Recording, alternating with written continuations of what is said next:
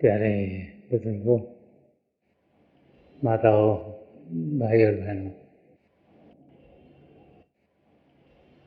रूहानियत का रास्ता प्रेम का रास्ता है और प्रेम के रास्ते को समझना बहुत आसान नहीं है। प्रेम क्या है,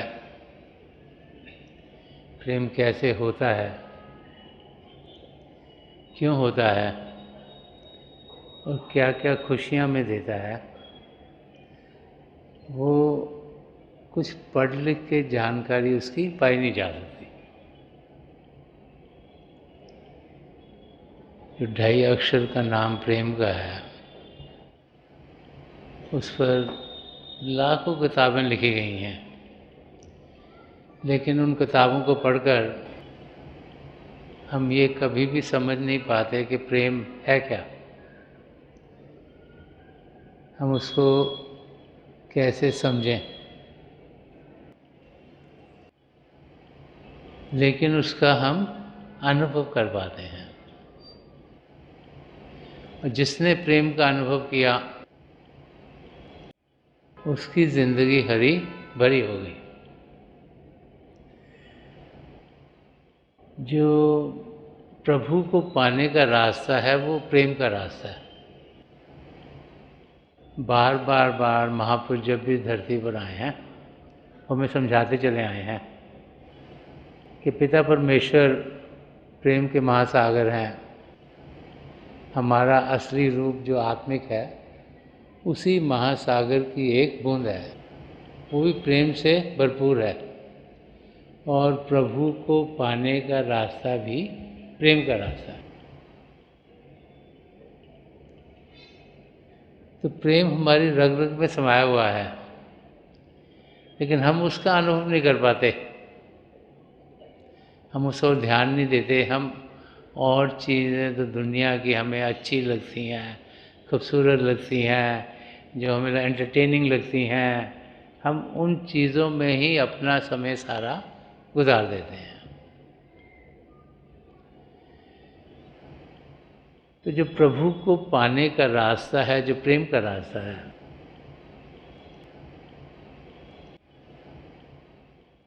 उसका अनुभव किया कैसे जाए। पिता परमेश्वर का कोई शारीरिक रूप तो है नहीं, ना ही वो किसी एक जगह पर बैठे हुए हैं जहाँ हम उन्हें जाके मिल लें।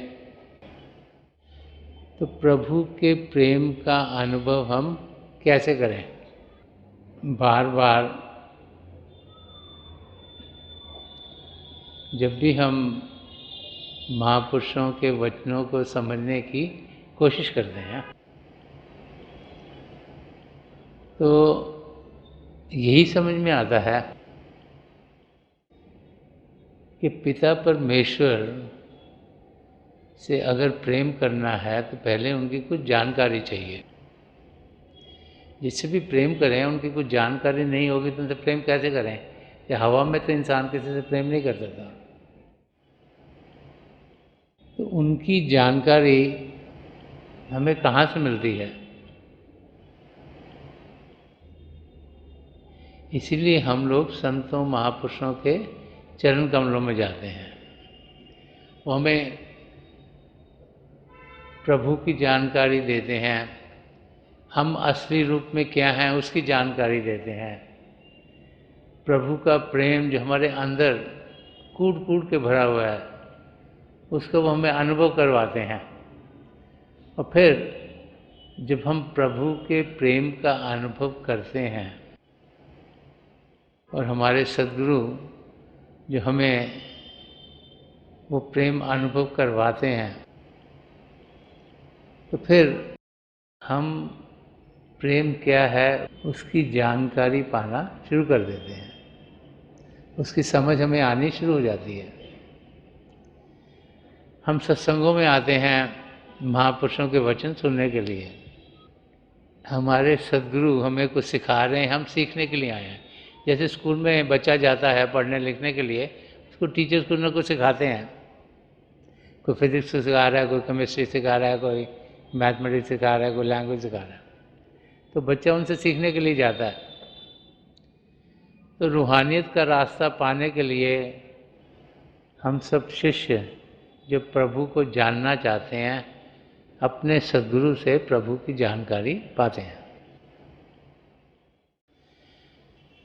तो हमारे सद्गुरु जो हमें प्रभु के बारे में जानकारी दे रहे हैं, उनसे हमारा रिश्ता नाता क्या होना चाहिए। प्रभु को हमने शारीरिक रूप में देखा नहीं, सद्गुरु को शारीरिक रूप में देखते हैं। तो हम अपना लगाव सद्गुरु के साथ करना शुरू करते हैं। उनके ज़रिए जो प्रभु का प्रेम हमारी ओर आ रहा है, उस प्रेम का अनुभव जब हम करते हैं तो हमारा खिंचाव अपने सद्गुरु की ओर होता है। हम उन्हें दुनिया में सबसे नज़दीकी समझना शुरू करते हैं, क्योंकि हमें मालूम है कि वो हमारी मदद के लिए हैं, हमें जानकारी दे रहे हैं, हमें मंजिल की ओर बढ़ा रहे हैं, और वो चाहते हैं कि जो ज़िंदगी का मकसद है, जो अपने आप को जानना है और पिता परमेश्वर को पाना है, वो पूरा हो। तो एज ए शिष्य हमारा लगाव अपने सद्गुरु से दिन ब दिन बढ़ता चला जाता है। उनकी हम नज़दीकी पाने की कोशिश करते हैं, और जैसे जैसे हमें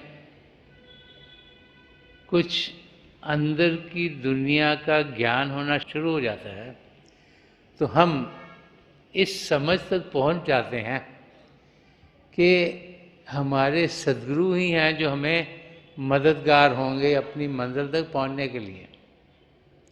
तो जब एक शिष्य उस लेवल तक पहुंचता है, तो फिर हर एक चीज़ हम उनसे बातचीत करना चाहते हैं, उनकी सलाह लेना चाहते हैं, उनसे मदद लेना चाहते हैं। तो एक शिष्य का अपने सद्गुरु के जब वो सत्संगों में आता है, तो उसके साथ क्या क्या होता है, और एक शिष्य का जो रिलेशनशिप है अपने सद्गुरु के साथ, वो कैसा होना चाहिए। एक सच्चे शिष्य का रिलेशनशिप क्या होना चाहिए, वो संत दर्शन सिंह जी महाराज ने बड़ा खोल खोल के समझाया हुआ है। बहुत कुछ उन्होंने अध्यात्म के रास्ते के बारे में लिखा, सत्संगों में समझाया कि बहुत सी किताबें हैं जिनके ज़रिए हम जानकारी पा सकते हैं कि मंजिल तक कैसे पहुँचें। और हमारा बिहेवियर, एक शिष्य का रिश्ता नाता अपने सद्गुरु से कैसा होना चाहिए, वो भी बहुत जगह संत दर्शन सिंह जी महाराज ने फरमाया। हम इंसान हैं, इंसान होने के नाते हमें लगता है जब भी कोई तकलीफ़ हमें हो तो हम जहाँ से हमें मदद मिलेगी वहाँ जाएं, और फिर उनका जवाब लें। पहले तो हमें समय मिले कि हम अपनी तकलीफ़ समझा सकें, क्योंकि हम यही सोचते हैं शायद उनको मालूम नहीं होगा तो हम अपनी तकलीफ़ उनको समझा दें, इसलिए हम समय मांगते हैं। फिर हम उनका जवाब ढूंढते हैं। अगर जवाब हमारी मर्ज़ी के मुताबिक हो तो हम बड़े खुश होते हैं, ना हो तो हम फिर इफ़ बट और चीज़ें करनी शुरू कर देते हैं कि शायद ऐसे हो जाए, शायद ऐसे हो जाए, शायद ये चीज़ ठीक हो। इंसान होने के नाते हम अपने दिमाग को अपने साथ उनके पास लेके जाते हैं। तो हमारी सिचुएशन क्या होनी चाहिए, वो संत दर्शन सिंह जी महाराज इस गज़ल के ज़रिए में समझा रहे हैं। तो मैं उनकी एक ये गज़ल लेना चाहूँगा ताकि अलग अलग रूहानियत के पहलू हम समझ सकें। संत दर्शन सिंह जी महाराज ने बड़ा खोल खोल के समझाया कि इंसान को जीना कैसे चाहिए। जैसे एक जगह फरमाते हैं कि नफस नफस मुझे लाजिम है शुक्र का सजदा, कि मेरे दोस्त का ऐसा है ज़िंदगी मेरी। वो समझा रहे हैं कि हर सांस में मैं पिता परमेश्वर का शुक्रिया अदा करता हूँ कि उनके कारण ही मुझे मानव चोला मिला है। लेकिन हम लोग कैसे जीते हैं यहाँ? हम तो प्रभु को तभी याद करते हैं जब हम सोचते हैं कि ये वाला समय हमने प्रभु को याद करने के लिए करा हुआ है, या जब हमारे को कोई मुसीबत आ जाए, या कोई बीमार हो जाए घर में, या कोई एग्ज़ाम आ जाए, या कोई पैसों की कमी हो जाए। जब भी मुश्किल आती है तब इंसान प्रभु को सोचता है, उनके बारे में ध्यान देता है।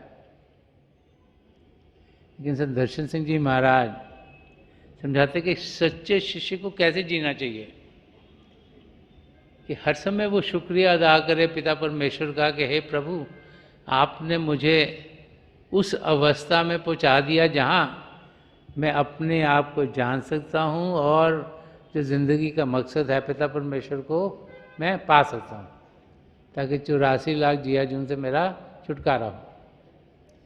तो संत दर्शन सिंह जी महाराज इस गज़ल के ज़रिए और बहुत से पहलू खोल रहे हैं। तो एग्जाम्पल्स हमारा डे टू डे का ले रहे हैं जो हमारे साथ होता है। तो हमें जब भी मौका मिलता है अपने सदगुरु से मिलने का, हम क्या करते हैं? शिकायत। महाराज जी मेरे साथ ये ठीक नहीं हो रहा, ये जो मेरा बच्चा है ये पढ़ता नहीं, बहुत शरारती है। हमारे घर में बेटियां हैं, उनकी उम्र बढ़ गई है, उनकी शादी नहीं हो रही, मेरी नौकरी छूट गई, क्यों हो गया मुझे मालूम नहीं। हर एक किस्म की शिकायत लेकर हम वहाँ पहुँचते हैं, क्योंकि अंदर से हम सोचते हैं कि अगर हम अपनी शिकायत बयान करेंगे तो हमें फ़ायदा होगा। तो अपना साइकोलॉजिकल लेवल से उन्हें मिलना चाहते हैं कि हमें मालूम है कि जब हम अपना दिल उनसे खोलेंगे तो हमें कुछ ना कुछ फ़ायदा होगा। तो जब हम अपने सदगुरु को मिलना चाहते हैं तो ज़्यादा तो इंसान यही बात करता है, मेरे साथ ये तकलीफ़ है, मेरे साथ ये तकलीफ़ है, मेरे साथ ये तकलीफ़ है। ऐसी बात नहीं करता कि ये चीज़ मेरे साथ अच्छी हो गई, ये भी अच्छी हो गई, ये भी अच्छी हो गई, यहाँ भी मैं खुश हूँ, यहाँ भी चीज़ें अच्छी हैं, यहाँ भी बढ़िया हो रहा है सब कुछ। उसकी बात नहीं हम करते, क्योंकि वो तो हम सोचते हैं वो तो हमें मिलना चाहिए ना, वो तो हमारा बर्थ रेट है, हक है कि ज़िंदगी हमारी सुधरी होनी चाहिए। क्योंकि हमें तो मालूम नहीं हमारे कर्म क्या हैं, और जो गड़बड़ हमने करी है उसको तो हम भूल जाते हैं, फिर सोचते हैं ये तो चलो हो गया ख़त्म हो गया काम। तो इंसान जब अपने सदगुरु के पास जाता है, वो अगर आप सोचोगे जितनी आपकी मुलाकातें हुई हैं, आपने क्या कहा?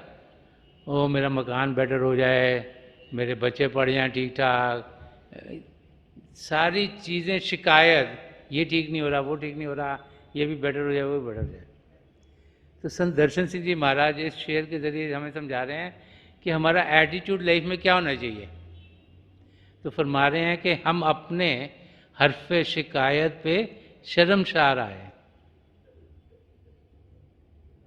कि जब उन्हें मिलने गए तो हमने बयान किए, सब बयान, हर बातचीत की, किसकी शिकायत की?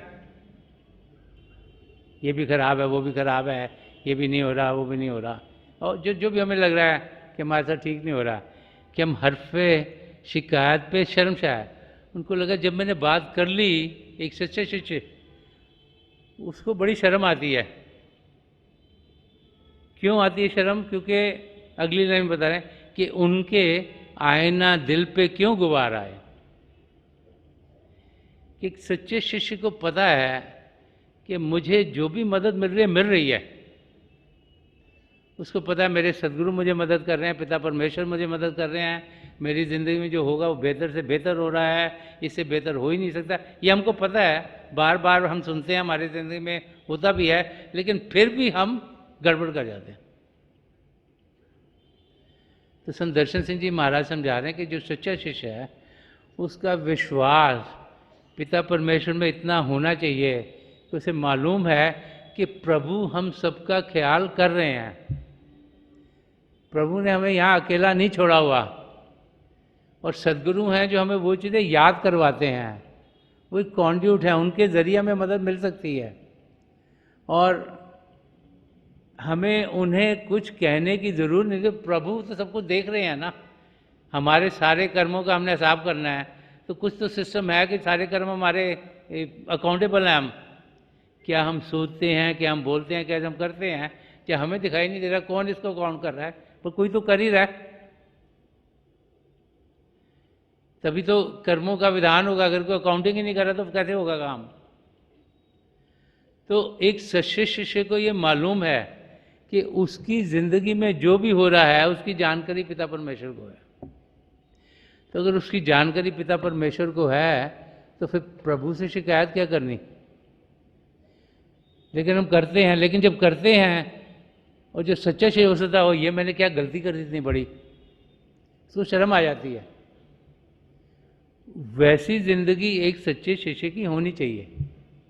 इस दर्शन सिंह जी महाराज सुना रहे हैं कि हम अपने हर पे शिकायत, कि जो भी हमने शिकायत करी मुंह से कर दी ना शिकायत, कि मेरा मकान ठीक नहीं हो रहा जी, मेरा बच्चे पढ़ नहीं रहे ठीक से जी, मुझे ये काम में से तरक्की नहीं हो रही, मेरे रिलेशनशिप बहुत ख़राब हैं, तरह तरह की शिकायतें करते हैं, मुझे ये बीमारी हो गई, पता नहीं ठीक होऊंगा कि नहीं होऊंगा। तो हर एक किस्म की तकलीफ़ की हम बातचीत करते हैं, क्योंकि हम सोचते हैं कि प्रभु को तो मालूम नहीं, हम ना ज़रा दरवाज़ा जोर से खड़का दें।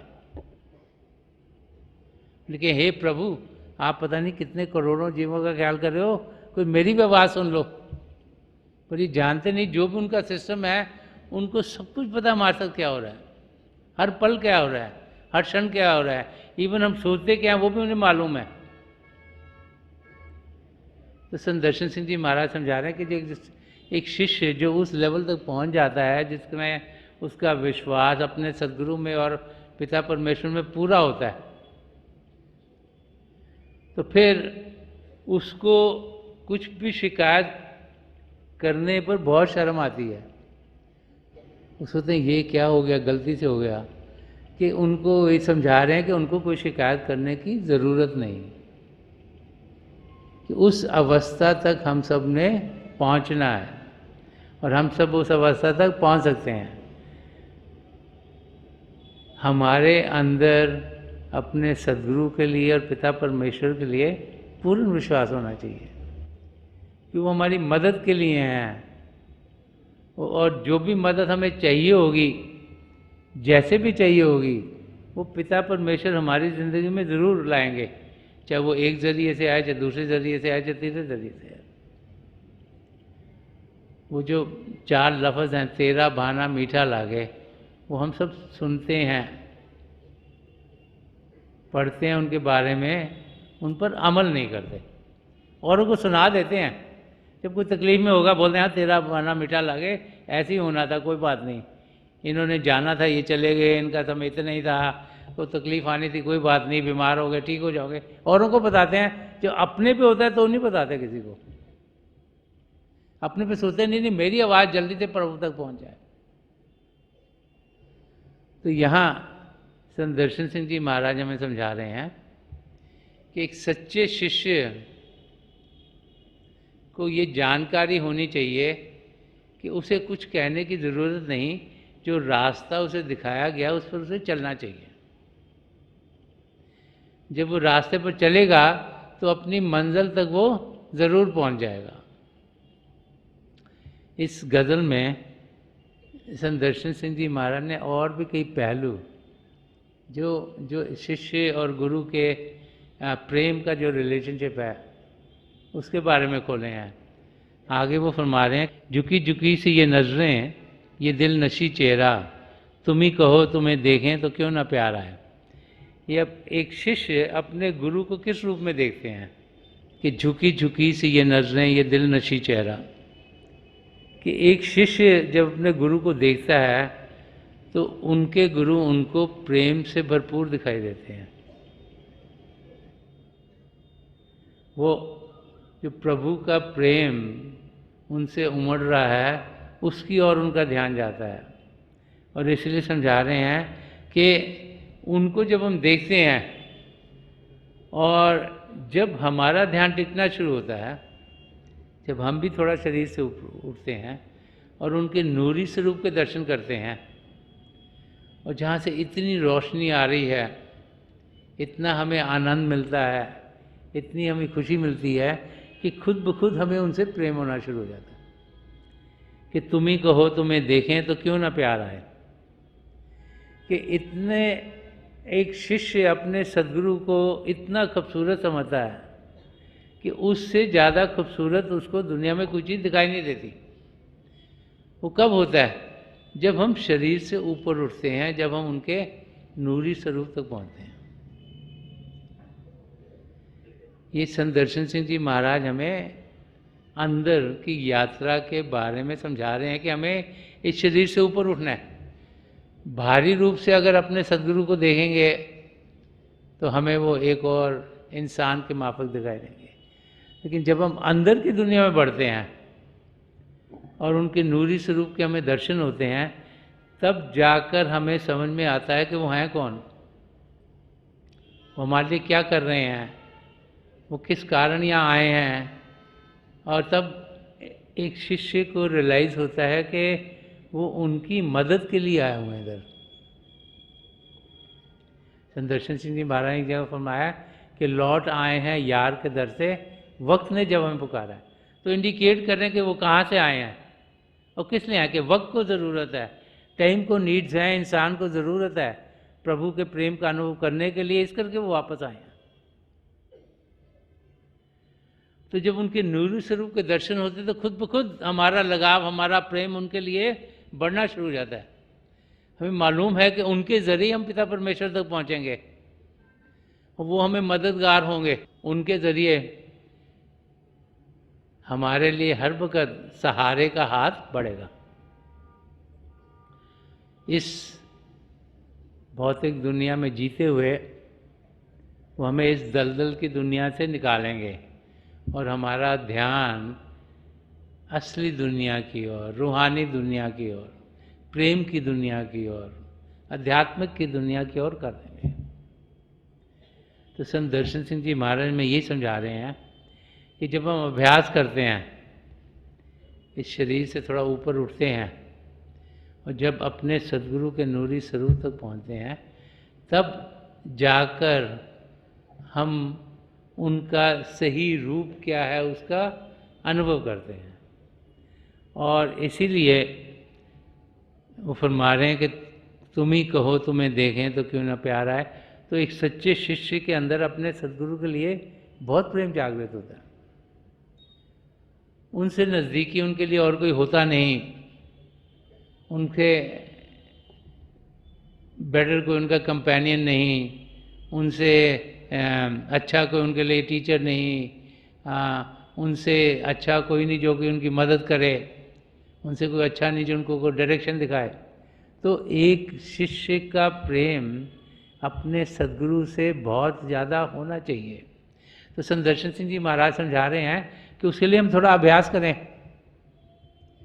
शरीर से ऊपर उठें, उनके नूरी स्वरूप तो पहुँचें। ये काम तो हमने करना है ना, शरीर को शांत करें, मन को शांत करें, अभ्यास में बैठें, रोज़ाना बैठें, ताकि हम ये जो रोशनी है, आसमान से तारे, चंद्रमा, सूर्य, इनको पार करके अपने सद्गुरु के नूरी स्वरूप तक पहुँचें। ये जो हिस्सा है ना काम का, ये हमारे हिस्से में है।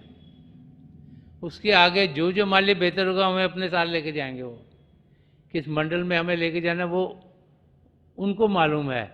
हमारा काम है कि हम अपने को एकाग्र करें, जो रास्ता में दिखाया गया है उस रास्ते पर हम तेज़ी से चलें और उनके नूरी स्वरूप तक पहुँचें। तो संत दर्शन सिंह जी महाराज समझा जो सच्चा शिष्य वो अभ्यास करता है, वो अपना टाइम इधर उधर की चीज़ों में बर्बाद नहीं करता। उसे मालूम है कि अभ्यास करके ही मैं उनके नूरी स्वरूप तक पहुँचूँगा। और जितना ज़्यादा से ज़्यादा समय बाकायदगी से रोज़ाना वो अभ्यास कर सके, वो उस और ही ध्यान देता है और समय निकालता है। जब हम समय निकालेंगे तभी निकलेगा, नहीं तो कुछ ना कुछ तो ज़िंदगी में लगा ही रहता है। कभी ये चीज़ आ गई, कभी वो चीज़ आ गई, कभी ये ज़रूरी है, कभी वो ज़रूरी है। वो चीज़ें तो कभी ख़त्म नहीं होती। तो हमें समय रोज़ाना बाकायदगी से निकालना है ताकि हम अभ्यास कर पाएँ, अपने सद्गुरु के नूरी स्वरूप तक पहुंच पाएं और देखें कि हमारे अंदर उनके लिए प्रेम कितना और गूढ़ होता चला जा रहा है। तो थोड़ी देर के लिए हम सब अभ्यास के लिए बैठ जाएं। आप जहाँ भी बैठे आराम से बैठिएगा, अपनी आंखें बंद कर लीजिएगा। जो ये आंखों के ढीले आईबॉल से सीधी सामने होने चाहिए, जैसे 8-10 इंच आपके सामने हो। आंखें बंद करते ही वो भाई बहन जिन्हें नाम की देन मिली है, आप सिमरन कीजिएगा। वो भाई बहन जो यहाँ नए हैं, आप पिता परमेश्वर के किसी भी जाति नाम का जाप कीजिएगा। जाप मन ही मन करना है, ऊंचा नहीं दोहराना। आपके सामने रोशनी के चिन्ह खुलने शुरू होंगे, रोशनी लगेगा आगे जा रही है। रोशनी के चक्र हो सकते हैं, रोशनी किसी भी रंग की हो सकती है, सफ़ेद रंग की, सुनहरे रंग की, लाल, पीले, नीले, हरी, जामुनी रंग की। जो कुछ दिखता है उसको बीच में देखेगा और समय के साथ आप और आगे बढ़ते चले जाएंगे। जो जो हमारे लिए बेहतर है वही महापुरुष हमारी ज़िंदगी में डालते हैं, वैसे ही अनुभव हमें होते हैं। मेरी पिता परमेश्वर के चरण कमलों में जो पिछली सेंचुरी के महापुरुष हुए हैं, हजूर बाबा सावन सिंह जी महाराज, परम संत कृपाल सिंह जी महाराज, दयालपुर संदर्शन सिंह जी महाराज के चरण कमलों में यही प्रार्थना है कि जो जो हम सबके लिए बेहतर हो वही हमारी ज़िंदगी में ढले। जैसे संदर्शन सिंह जी महाराज ने अपने शेर में फरमाया है, हम सबकी समझ सही हो, हम जाने कि प्रभु हमारे अंग संग है, वही हमारे रखवाले हैं और वो हमें अपनी और बड़ी तेज़ी से खींच रहे हैं ताकि हम तसल्ली से ही ज़िंदगी जिएं। थोड़ी देर में मैं आपको इस बैठक से उठाऊंगा और मेरी शुभकामनाएं आप सबके साथ हैं।